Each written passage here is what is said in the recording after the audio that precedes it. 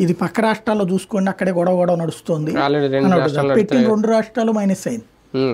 Congress party అటు కర్ణాటకలోను తెలంగాణలో minus అయింది అక్కడ పెట్టి. ఇప్పుడు కొన్ని మహిళల కోసం ప్రత్యేక బస్సులు పెట్టడంలో తప్పులేదు, కానీ అన్ని బస్సులు మహిళలకు పెడితే మగాడు ఎక్కడ వెళ్ళి కూర్చోవాలి, చిన్నపిల్లలు ఎక్కడ వెళ్ళి కూర్చోవాలి, స్టూడెంట్స్ ఎక్కడ చదువుకోవాలి, వాళ్ళ జీవితాలు అల్లాడిపోతున్నారు. ఆ ఇంపాక్ట్ పడింది కాబట్టి ఇంకోటి జనం కూడా దాని మీద పెద్దగా చర్చించట్లేదు నాకు తెలిసి. ఇక్కడ కూడా ఈ నెగిటివ్ ఎక్కువగా జనానికి కూడా వెళ్ళింది కాబట్టి దాని మీద వెళ్ళట్లా.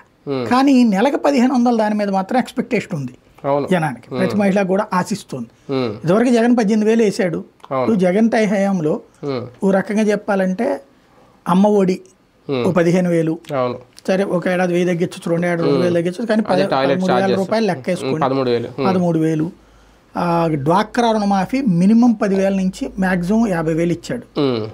మినిమం 10,000 రూపాయలు, మాక్సిమం 50,000. అంటే 50,000 అప్పు తీసుకున్న వాళ్ళకి ఏడాదికి 10,000 చెప్పున, ₹1,00,000 అప్పు తీసుకున్న వాళ్ళకి 20,000 లెక్క. అట్లాగా 3 లక్షలు 4 లక్షలు, అంటే కొన్ని డ్వాక్రా గ్రూపులు 30 లక్షలు అప్పు తీసుకుంటారు, 10 మంది ఉంటారు, వాళ్ళకి 3 లక్షల రూపాయలు చెప్పున, అంటే ఏడాదికి 30,000 రూపాయలు 60,000 అవుతుంది 5 ఏళ్లకి లెక్క తీసుకున్నప్పుడు. అవి కూడా ఇచ్చాడు ఇతను.